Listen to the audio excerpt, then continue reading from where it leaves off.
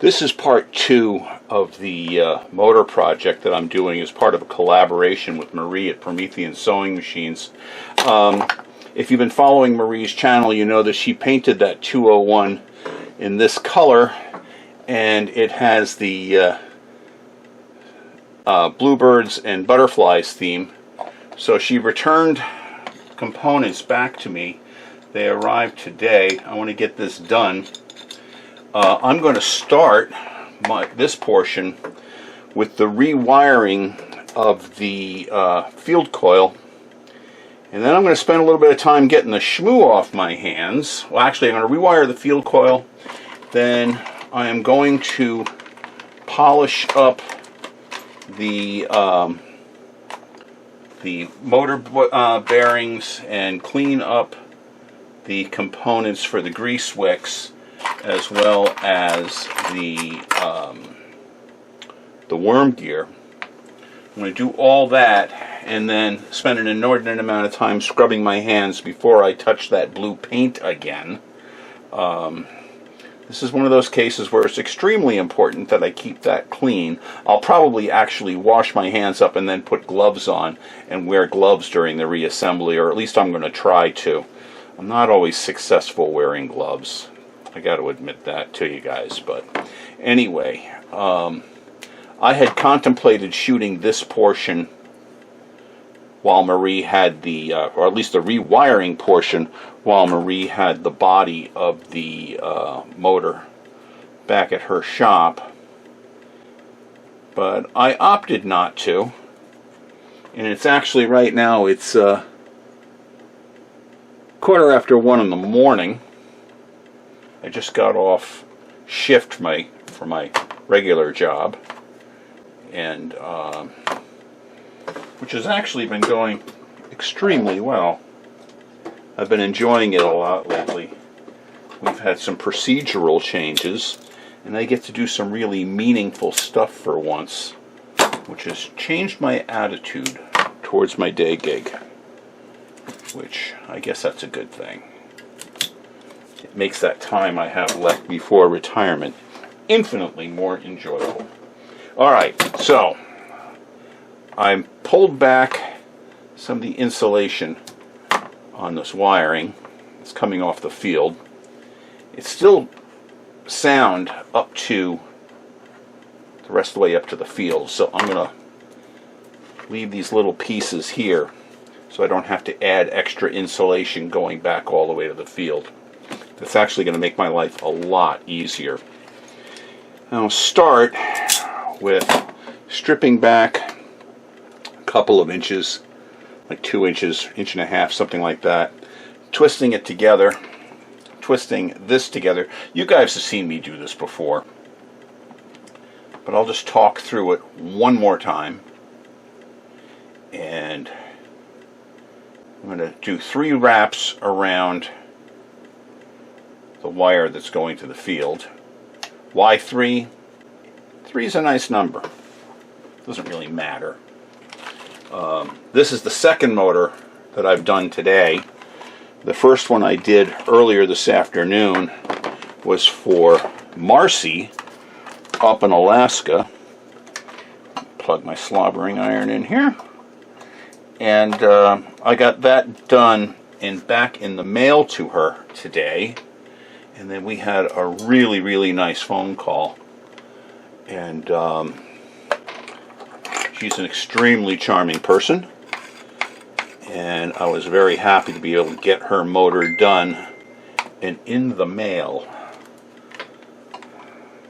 And it was, oddly enough, is just as I was finishing up her motor, United Parcel Service delivered the package from Marie. And I was like, okay, I can do this one tonight. I want to get this out and in the mail first thing tomorrow morning. Today is Wednesday, and Thursdays is my volunteer day with Blind Citizens, the New Jersey Blind Citizens Association. And I can get this in the mail at the post office before I actually have to be at the Blind Citizens Association facility at Camp Happiness in Leonardo. So it's all going to work out for the best. But we're not just doing a motor, we're also going to do the lamp assembly, which I may or may not get on video. We'll see how things are going. But my goal is to get all of this done tonight so that tomorrow I can get this back in the mail to my buddy Marie.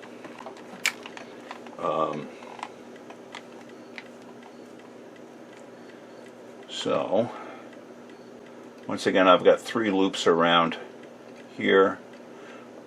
I'm going to heat up the work, just touch the solder to it, it flows nicely. And that's good. And we'll trim this stuff off. And that's hotter than blazes.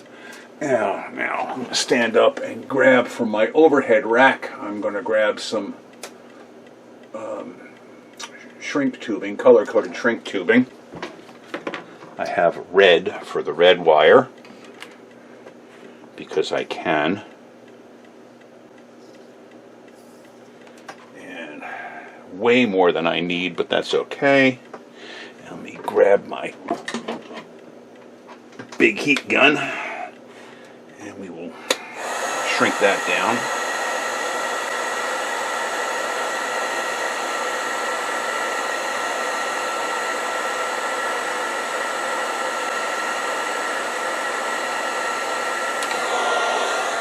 Okay.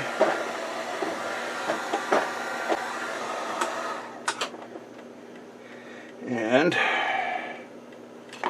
we'll drop in some black on the black. Now I cut these wires way too long. Don't give me any crap about that. I know I did. It's a little wasteful, but I'm buying it in 500-foot spools. All right, and shrink this.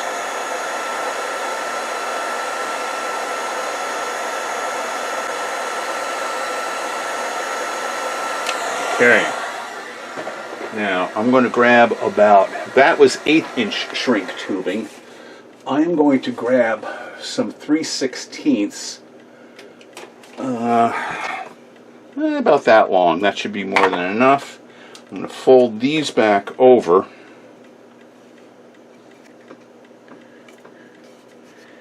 And slip the wire, the 2 wires in. This is going to form a cable that's going to look real pretty when it's coming out of the motor. And I'm going to shrink this together. Then we're going to set this aside for a little bit.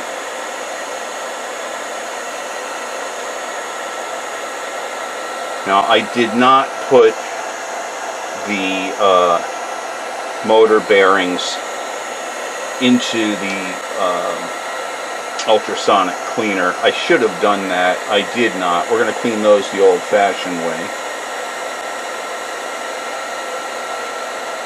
And I'll demo that.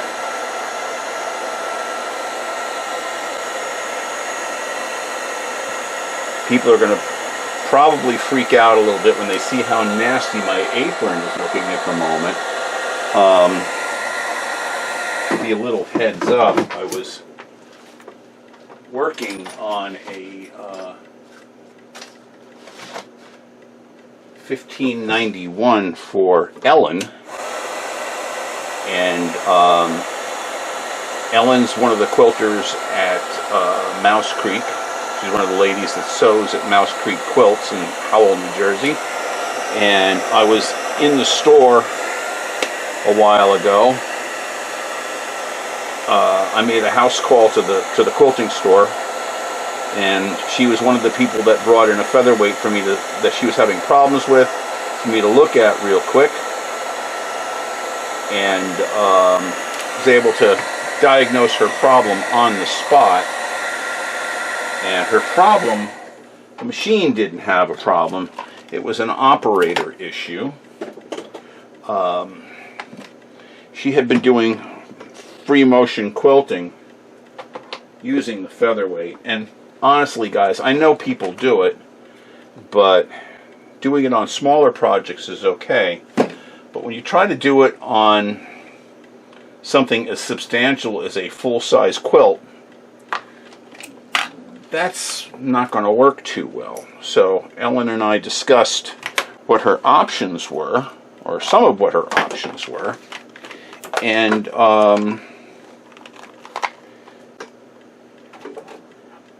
we came to the conclusion that she would do very well if, in addition to her other sewing machines, she had something with some fortitude, such as a 15-91. So I sought one out for her, found one, and the problem with this particular machine was the shellac was crazed and looking really ugly. So what I opted to do was I had stripped the machine down completely. The only parts left on the body of that machine were the main shaft was in it, and that was it. Everything else was out of it.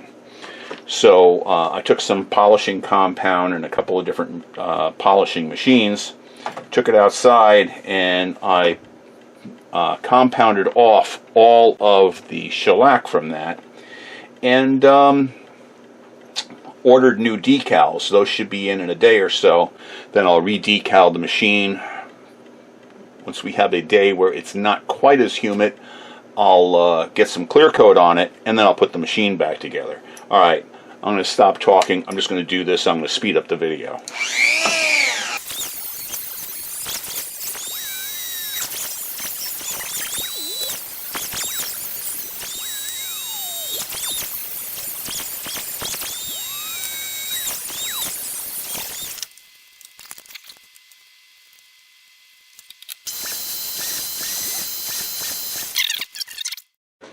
Okay, through the magic of television, these parts are clean.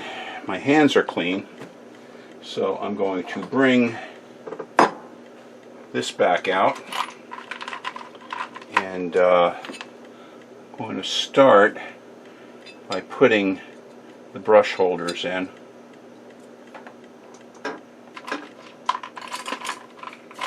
I have a pile of screws over here. A pile of parts, I should say, that includes the screws.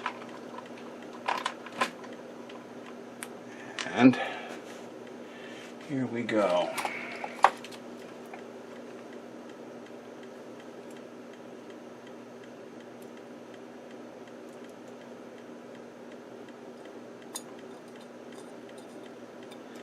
Started. I did scrub my hands. I have a reputation for having filthy hands while I'm working on stuff, but it is what it is. Alright, that one started. That's, or I should say that's in. Get this brush tube in. And after we get the brush tubes in place, the next thing we're going to do is we're going to fit the shaft bushings, shaft bearings, back into the motor housing. And if you learn nothing else from this video, that is the takeaway from this one. You've seen me wire, if you've been watching for a while, you've seen me wire these things a million times. I don't often show the bushings. I haven't cleaned the armature assembly yet, but what I want to do before I clean it is I want to double check to make sure. Yeah, it's going to slide in there nicely. Let's see, this one is, oops. By the way, this is the front one. You can tell because it's got the threaded end, and that's going to slide in nicely. Okay. Now on the rear one, you can tell which end it goes in because it has this ring on it. That ring goes towards the inside of the housing. And I'm going to find, I'm going to select, and I'm going to go a different size than that. I'm going to select an appropriate size punch out of my pen disassembly punch set to help drive these in. Now, we know this ring is going to go to the inside, and we just have to look down. We're going to be inserting this here. Look down, get the hole for the grease wick lined up. I should mention, a lot of these bearings have a little notch that's cut into them right about there. This one does not. That signifies the bottom. This one does not have that. I'm going to go ahead and get that started. Actually, you know what? I'm going to take these out because I'm going to do a little swatting here. I don't want to break one of these. I'm going to pull these back out temporarily. I'm going to leave the set screws in place. I don't want to take any chances. So I've got that pretty much lined up so it should go pretty straight. I'm just going to tap that so it's going in the hole. Using a plastic mallet, of course. It's not going to hurt anything. And once that's pretty flush, I should be able to look in, and you can see that the hole is starting to appear. So now I'm going to take my punch. I'm going to hold it firmly. Actually, you know what? I'm going to go one size larger than that. I don't like the way that's covering. I want a little bit more coverage. Maybe one size bigger than that even. That's good. And now I'm going to very, very gingerly tap. It doesn't take much, but I'm holding this punch very firmly up against the brass. And just little gentle taps.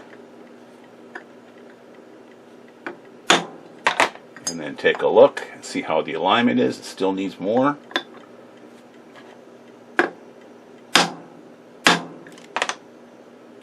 Still needs to go in a little deeper. I'm tapping very, very lightly. One more gentle tap. One more.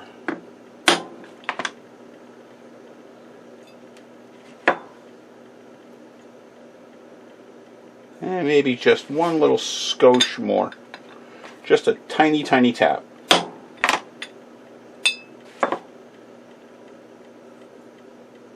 You know, that went a little too far, but because I only have one in,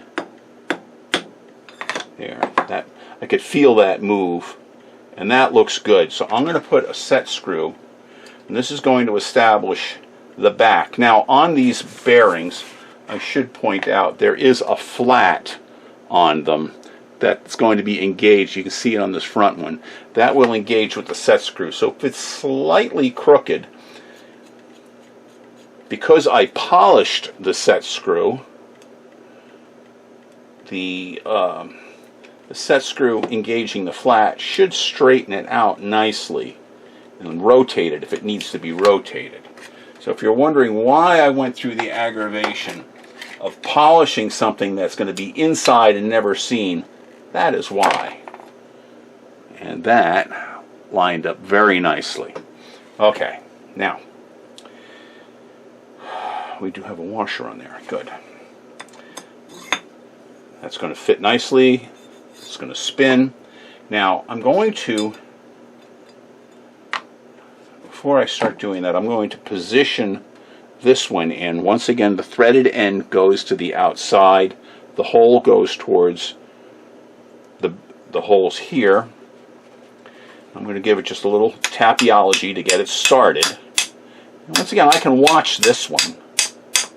But this one's critical because if we drive it in too far, the worm will jam up. So, but I'll also show you, I'm going to, if I go a little too far, I'll show you how you can back it off a little bit without taking the other one out. Alright, I'm starting to see inside, I'm starting to see the brass. Like I said, this is just light taps, and if you're wondering why it's moving like that, I'm letting it go. I'm holding it lightly and I'm tapping lightly. Alright, you're starting to see the hole appear. And okay, that should be pretty darn close. So now I'm going to fit the worm in and see how the worm fits.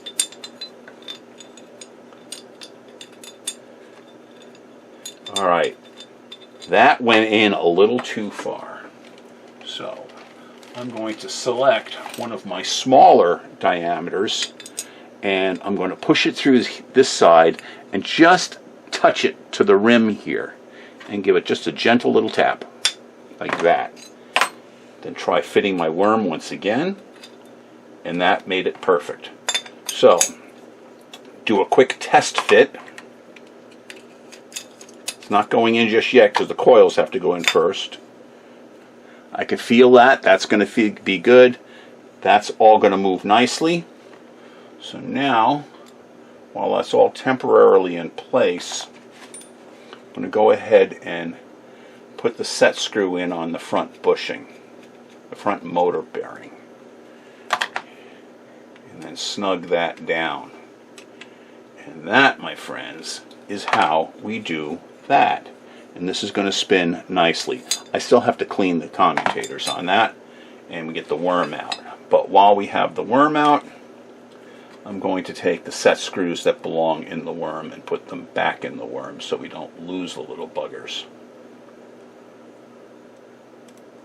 So if you get nothing else, if you don't watch any more of this video, that was an important one to see. I'll have a link to this punch set down in the comments, or down in the video description. This is the Penn disassembly punch set that is sold by Penn State Industries. It's designed for wood turners who make wooden pens or synthetic pens on the lathe. And I've mentioned these things before. If you're a wood turner, you'll know, if you've ever made pens on the lathe, occasionally you do screw the pooch and you mess up. And you want to take that pen set apart. You want to take the pen that has the problem apart so you can reuse the pen set. Those pen sets get expensive. So that's the purpose of it. Alright, we're going to use a new grommet, obviously. I'm going to go ahead and stick that in.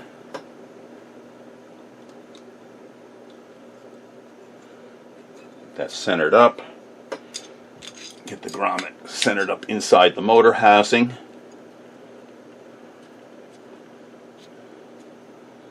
There we go. Alright.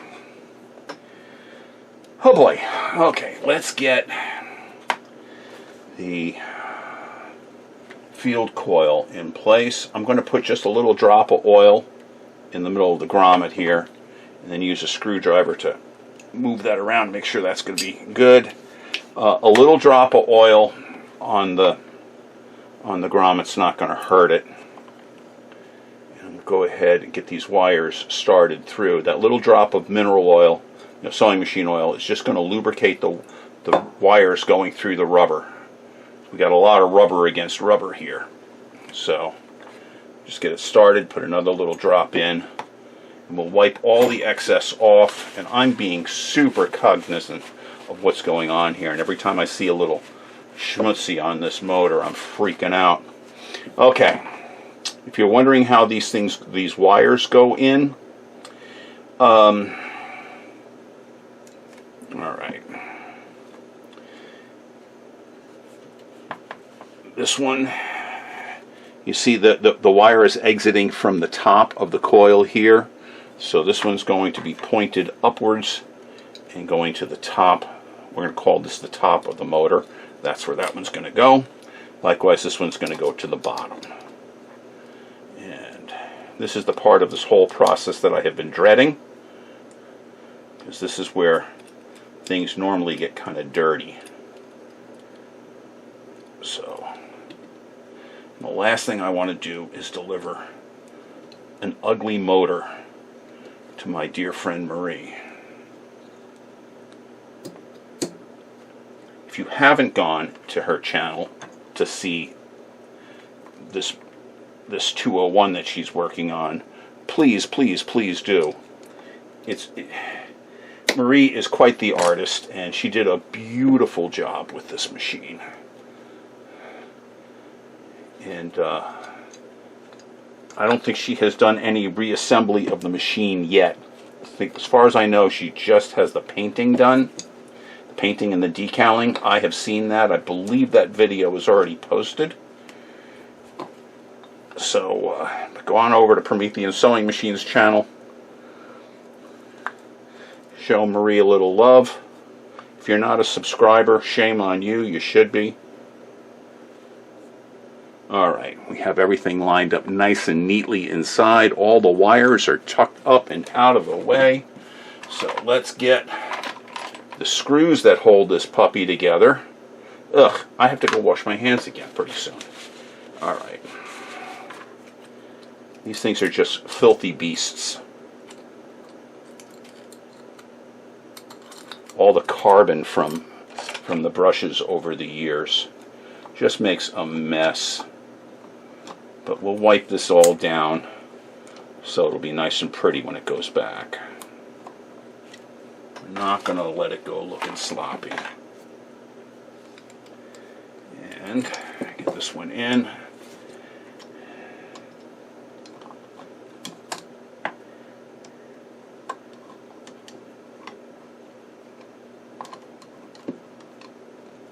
Come on, get in the hole. There you go.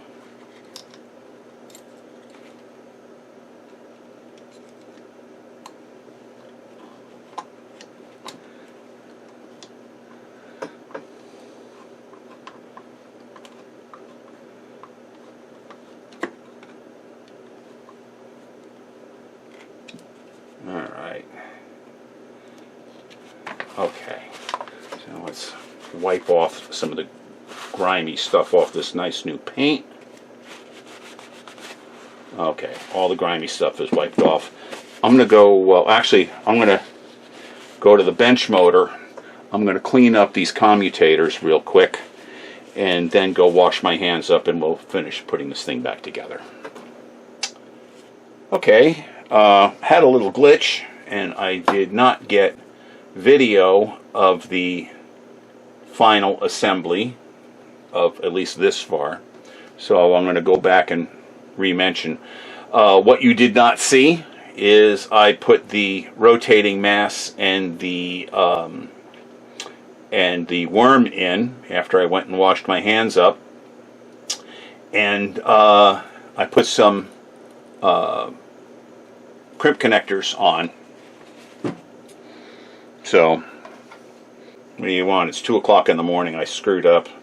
And I either was rolling footage and stopped accidentally, or I forgot to hit it, whatever. But anyway, let's take a look. We want this to be, when this is turning, we want it so that if there was anything on here, it's going to be slinging the grease towards the back.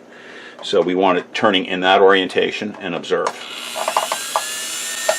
I haven't put grease wicks in yet. So that's working just fine. That's going to be a good strong motor. Marie's going to like that. I'm going to call it a night. Right now it is 2 a.m. I have been up since 6:30 this morning. So I'll come back and I will finish this. And I still have a light to rewire plus a switch and everything. But anyway, that's what we've got for this portion. But we will be back. Alright, it's now Thursday afternoon. We're picking up from where we left off from early this morning. And going to get the grease wicks together for this. I've cut a couple of lengths of grease wick. And the clips and the springs are cleaned out and they're ready to go. So I'm just going ahead and installing the springs on a couple pieces of fresh wick. Got the caps here, freshly painted by Marie. And anyway, I'm going to go ahead and use Sew Retro grease on the for the wicks and in the grease ports I'm not going to melt it into the wicks. That's generally not necessary. I am going to smear some on here. I shouldn't say it's not necessary. I generally don't find it necessary because this stuff does melt at a good temperature. So I'm going to go ahead and in the port where the wick goes, I'm going to prime the pump, as it were, by shooting just a little bit of grease down into that hole. And then go ahead and put the wick in, and then get the retaining clip in place. Now these can be a little tricky sometimes, getting these clips to cooperate. So I generally help them out a little bit with a pair of pliers to get them started. And then before I fill the grease cavity, I run the cap down. That just pushes the clip in place a little better. And I pull it off, and I'm just going to shoot some grease into the to the void here. Get it where it belongs, and then put the cap back on. Now I'll lather, rinse, repeat, and do that on the other one. I generally do the one towards the field coil first, figuring that that's the one that makes the most potential mess. I guess it really doesn't make a difference which one you... Oh, and that was pushed right in. Okay. And I'll just inject a bunch of grease in here. It probably doesn't matter which one you do first, but when I manually pack these, I always do the back one first. Okay. Now, I'm going to not put the grease in here. I'm going to be sending Marie a quantity of my instrument grease to pack in here, so she can pack that in when she does the final assembly of the motor onto the machine. So that's going to be on her to put that in. I don't want to ship it and possibly have grease going everywhere. So dropping things. I am going to clean up some hardware here and then button up the motor. So let me go ahead and polish up some screws, get rid of this nasty paper towel, and I'll be right back. Okay, I've got the hardware cleaned up on this, so I'm going to go ahead and put the bobbin winder back together again. Hardware was kind of ugly. It had been finished. It was one of those ones that had been finished completely in black, but it was pretty badly scratched. So I went ahead and I just polished everything. So the heads of the screws are really nice, and cleaned up any chowdering that was on there. And you know, over the years, various people make adjustments or take things apart or whatever, and sometimes screws get a little messed up. So it's no biggie. We can fix that kind of stuff. So I'm going to go ahead and I've got the mounting bolt in place because that's shouldered, and that'll let me hold this plate in place so I can get it pretty much ballpark. And let's go ahead and screw that on. There we go. And so one thing that is concerning me is there's paint on this surface here, which is in fact a pivoting surface. I might wind up taking this apart later, or Marie might wind up taking this apart and cleaning this paint off. Technically that should not be painted. And you know what? I'm going to go ahead and I'm going to take the paint just off that surface. I've experienced that before. That does not bode well. So I'm going to very carefully knock that paint back.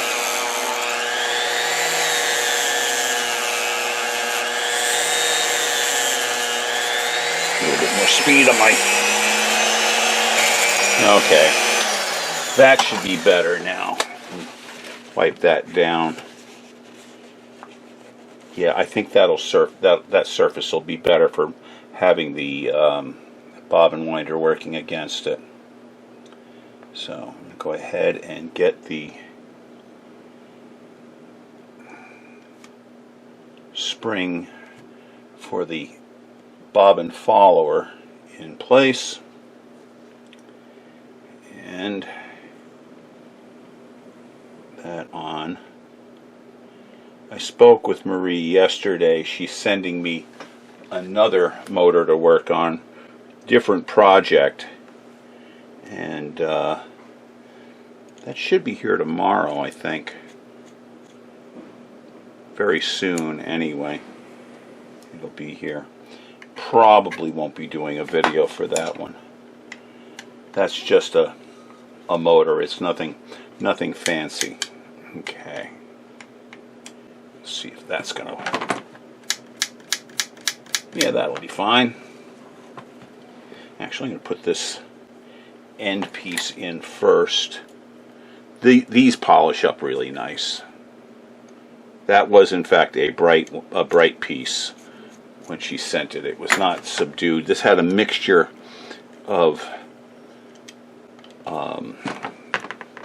well, it's, I guess it's almost like a bluing.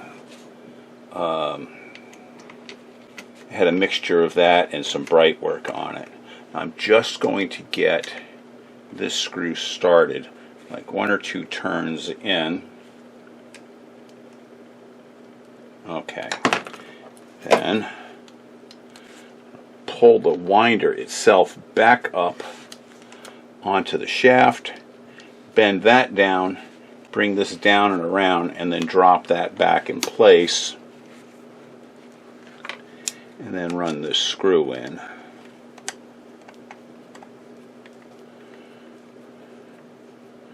This is always such fun. Obviously, because I don't have the balance wheel, I'm not going to be able to adjust this. But that's working okay. Alright. Let's throw a tire on it. I keep a quantity of bobbin tires handy for just such an emergency. Get this out of the way. And these screws these were in a little crappy condition, so I polished these up. So we're going to start, oops, might need to use the larger screw starter.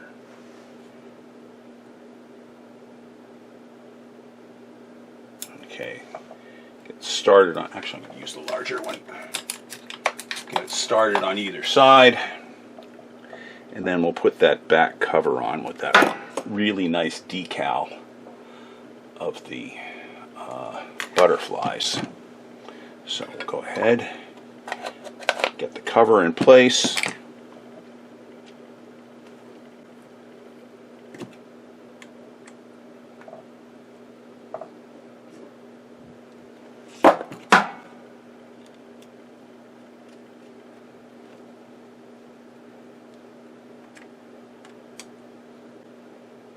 All right. And there is Marie's motor with that beautiful butterfly and flower motif on it. The motor itself is ready to go back to her. I'm going to have to do the switch and the light yet. But get this portion off. Oh, my work cell phone has been ringing constantly past couple of days. Of course, because this is an election season, I get all the election telemarketers calling, and they just randomly call phone numbers, I think. But anyway, so yeah, this is done. I'm going to wipe this down a little bit more just to make sure we have all the dirt off of her. I believe we do. I kept this pretty darn clean. And we get this bagged up and ready to go, and then I'm going to go ahead and I'm going to do the rest of the stuff and get it to Marie. So, fun times.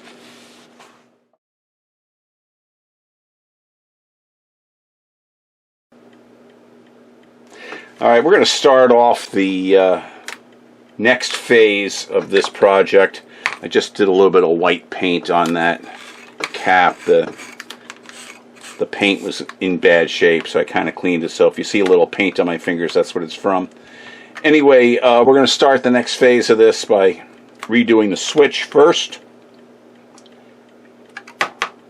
And actually, let me grab some desoldering wick out of my electrical parts stuff here. And here's my wick. And we're just going to get, actually, sometimes it's easier to hold things in the little machinist vise just to get it into the angle of the dangle that I need. I just got off the phone. Well, I was on the phone a couple of minutes there, a couple of different people.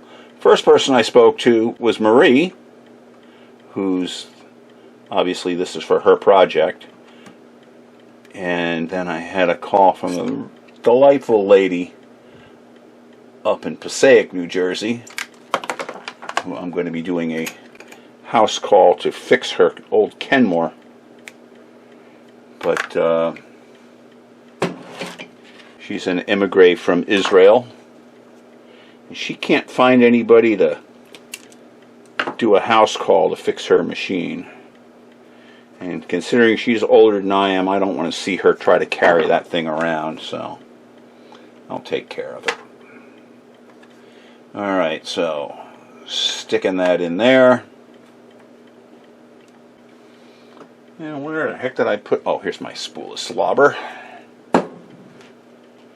And I'm just going to hold that wire up in the air, which is going to put a little pressure on the wire going onto the base here, which will make it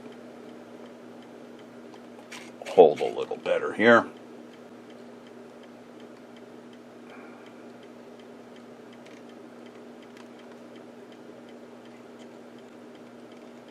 There we go. Let that sit there for a couple seconds. Cool off. Alright. It's a good joint. It's plenty long enough. I'll terminate that later. This, in the meantime, toss that to the side. It's got some wet paint on it. Alright, we're going to need a bunch of this stuff yet. Here is the light socket piece.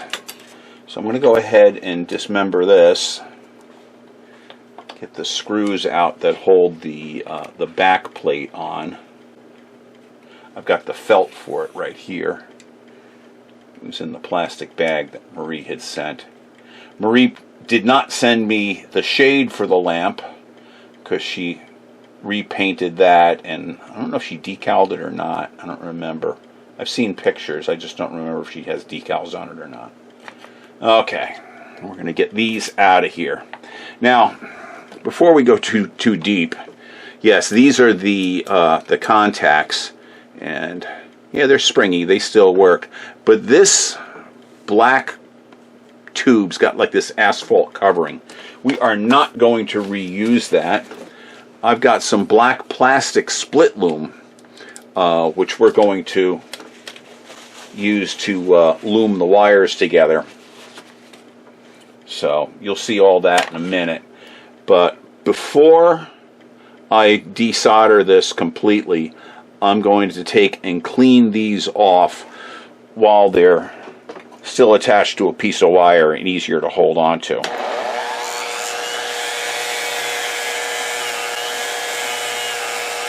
And get a little bit more speed on that.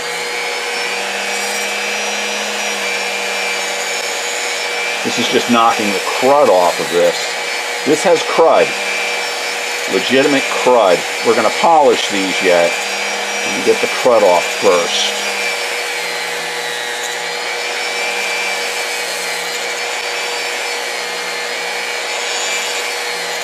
Okay. Now,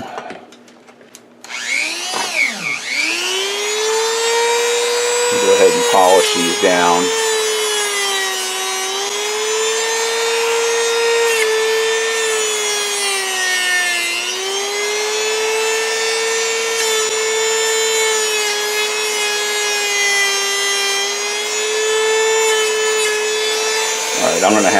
desoldered this.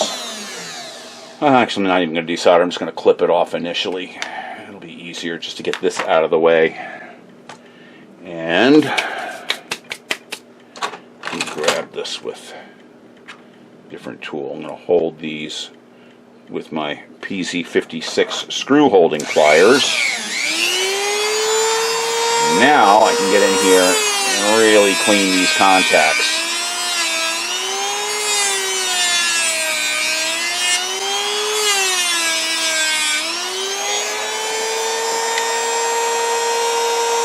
Still going to be some more cleanup work done on these, obviously, after we get everything unsoldered.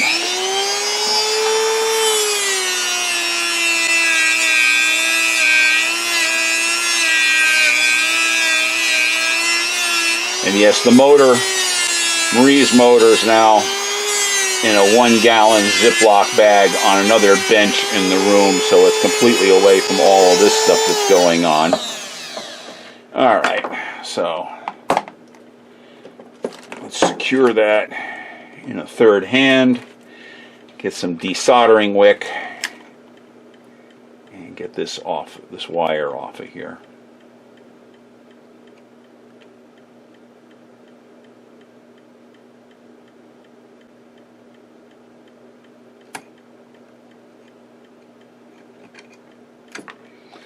Alright, we'll wick all this extra solder away here. And then when this cools off, I'm going to put this back in my screw holding pliers and we'll re-clean and polish that again. And trim the wick back a little bit.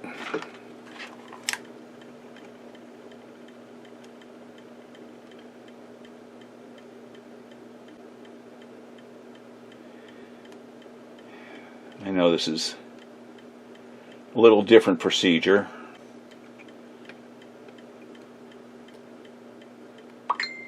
We can't do anything until we get this off of here. Alright, that's better.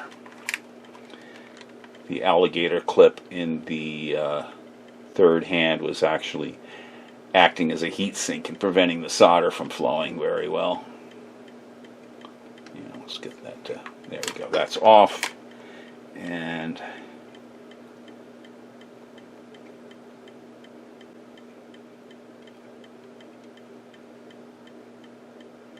okay, we're going to let that cool off a little bit. And take the first one that we had worked on. It's still a little warm. Oops. Actually, I'm going to use my smaller ones, my PZ57s, to hold that. Let me polish this up. Whoops. That's what I didn't want to do, send it flying across the bench. There we go.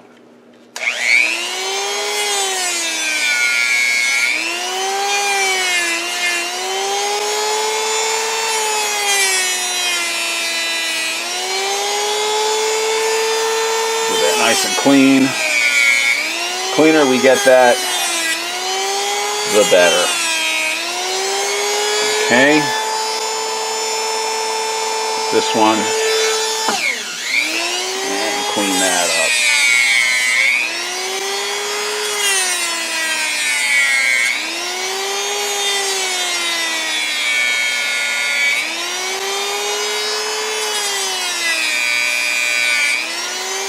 Alright, that'll work. Wipe off any excess crud. These chunks of dead wire out of here. Okay, we're almost there. I know that probably most people aren't watching anymore. People will only watch a certain amount of this, and I know it's not super interesting to the majority of the people who click on the link. But for those of you who are still watching, thank you very much. I do appreciate it.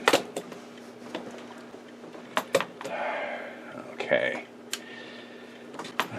back just a little bit of this. Now I'm using red and yellow wires because when it gets to the power block, it's going to go to either the yellow or the red dot. Obviously, the switch is getting one leg that's going to be red. You can pretty much figure where that's going. Everything is color-coded, right down to the shrink tubing. So, we need to make this as efficient as possible for everybody concerned.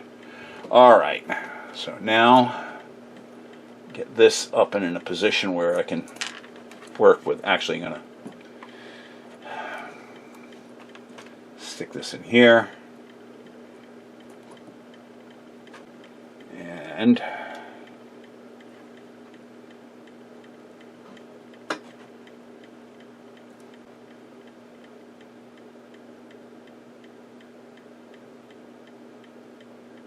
alright, that's pretty much jigged into position.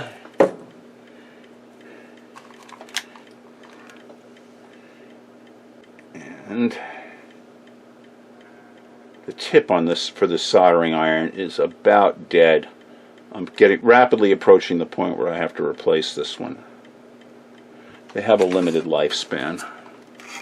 I think I have some more in stock. If not, I'll buy some.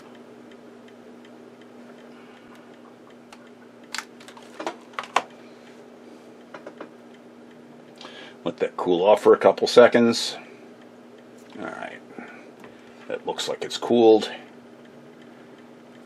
And that looks like it's going to be just fine. So set that one off to the side and pull my, oops, where's my red, here's my red wire. Okay. Trim that back. About the right length. And we will jig this exactly the same as we did the last one. Oops. Too far. There we go.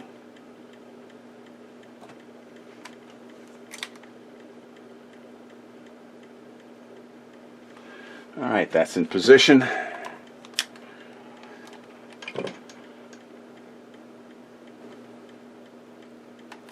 Alright, let that cool off. It's actually a little more solder on there than I like.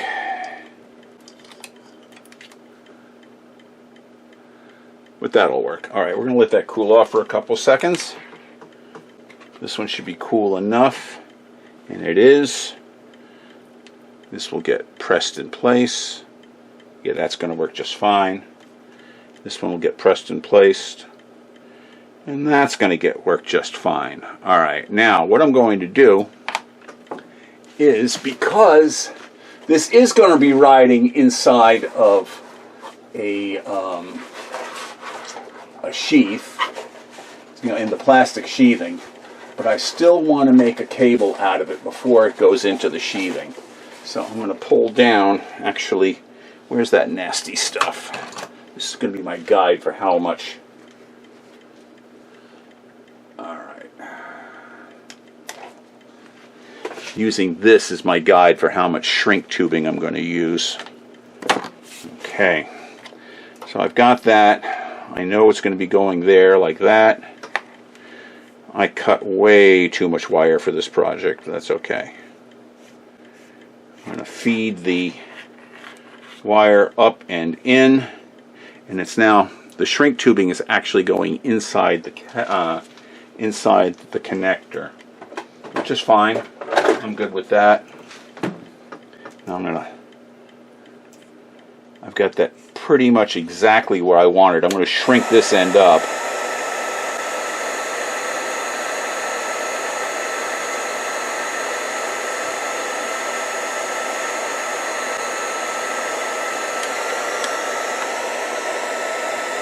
Good shrink on it there.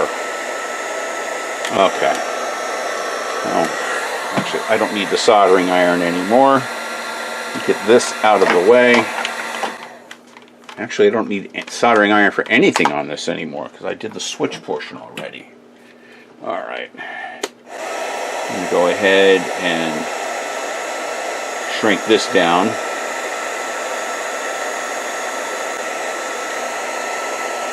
What we're making here is a 2-wire cable.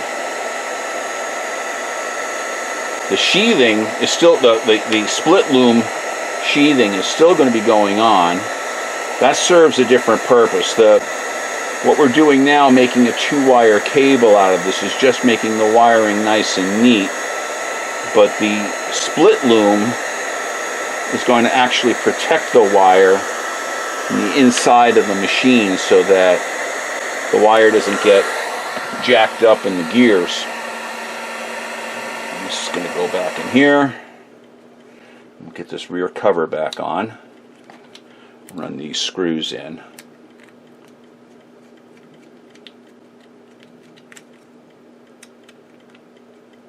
You just saw me almost stab myself. I'm amazed that I didn't actually stab myself, to be honest. Okay. I don't need nearly that much wire. Okay. Alright. So we have that portion done. Now it's just simply a matter of putting some ring terminals on. And our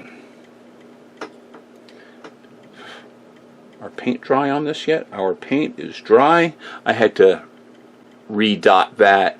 I used Tester's paint for plastic models to plastic model enamel to fix that.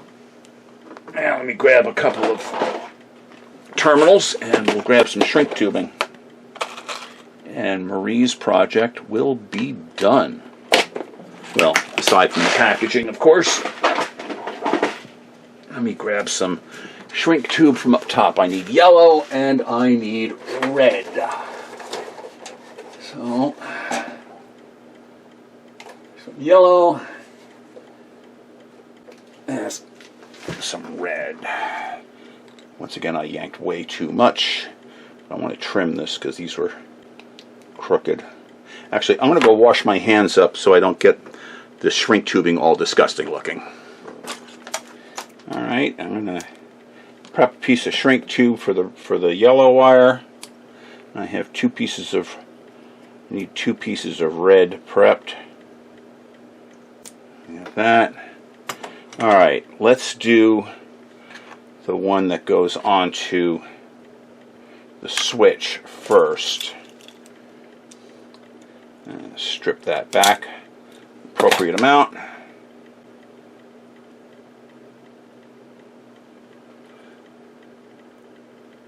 That in place. It is 20 minutes after 2 in the afternoon. I'm going to have to hurry up because today I am covering a job for a good buddy of mine at work. He call out today. So he has a conference that he normally runs in the afternoon, one that I used to do when I worked day shifts. So I'm going to go ahead and log in early at work and take care of that for him. But that should not be a problem because this is almost done.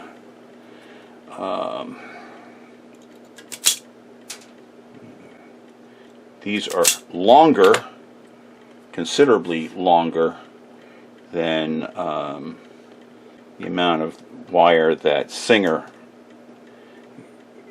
gave us from the factory. And I do that because I'm not worried about, I'm not doing 50,000 of these in one shot. So if I use an extra inch or so of wire, it has not nearly the financial impact that it does on a company where they're making hundreds of thousands of these things, where an extra inch of wire starts costing them real money. So, economics of scale and all that. So we'll go ahead and get the yellow on here. From what I understand from Marie, this is going to be going with a modern electronic foot pedal when it goes, so she's not worried about the power cord. And we'll go ahead and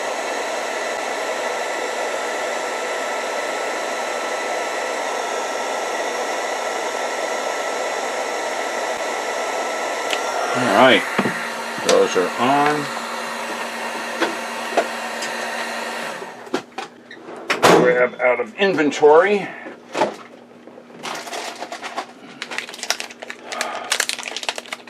an LED to go with this. That's going to ship with it, because everything that goes out of here goes with a fresh LED. I'm not even going to bother to put this back in the power block. So there you go. The light is rewired. I know it's going to work. Here, we'll prove it'll work. I'll just temporarily, for the moment, put the LED in. It'll go back in its box.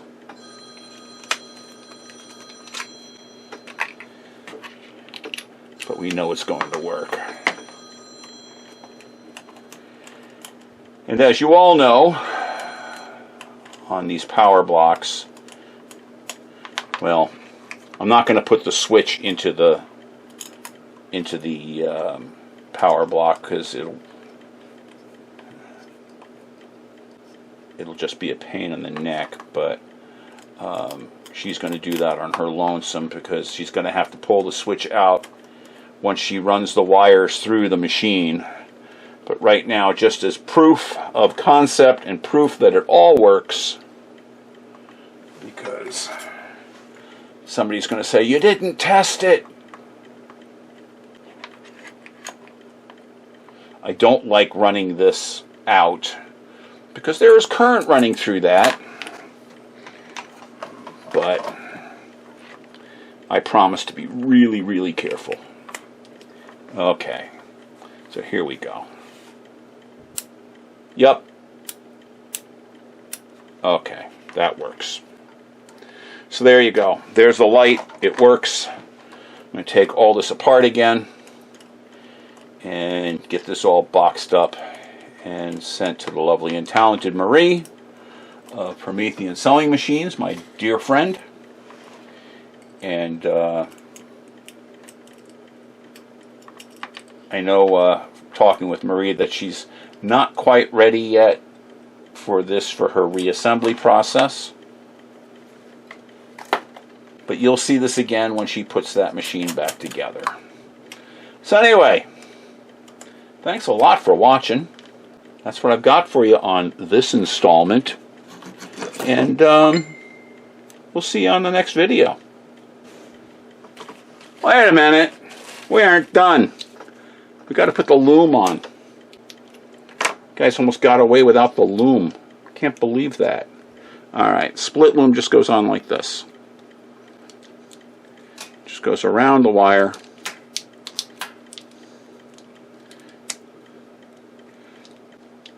And we work it down. We could actually push it up from the bottom too, doesn't matter. But we're going to work it in. Get the split loom on. And once we get it in place, or get the wire around it, I'll show you how we're going to secure it.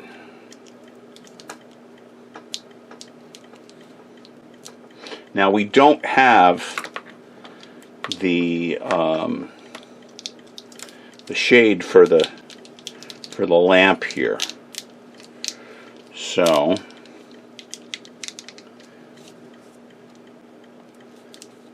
I pulled way more than this than I needed. Where's my scissors? Here's my scissors. Okay.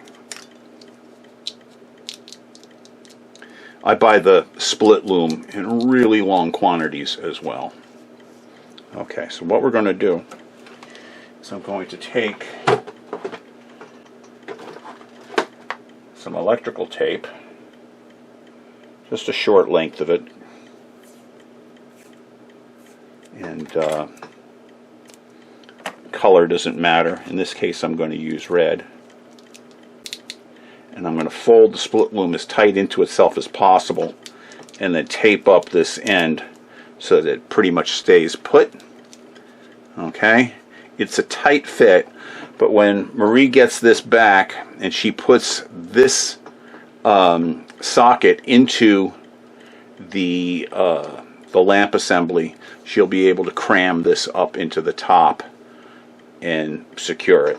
So what I'm going to do on this end, actually I'm going to use some black tape on the bottom because that may become visible at some point in time. So if I can find the beginning of this roll, here it is. Cut a short length of the black.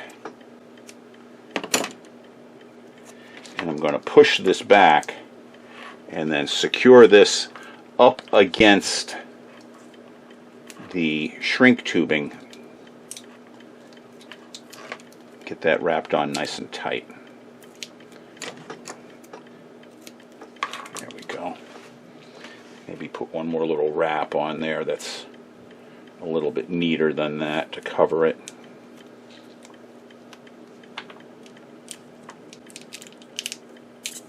Alright, that'll work.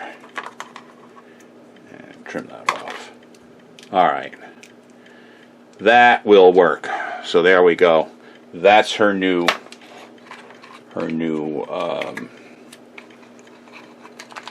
replacement for that asphalt-like crap that Singer used back in the day. Okay, now you've seen it. That's what I've got for you. Thank you so much for watching. And we'll catch you guys on the next video.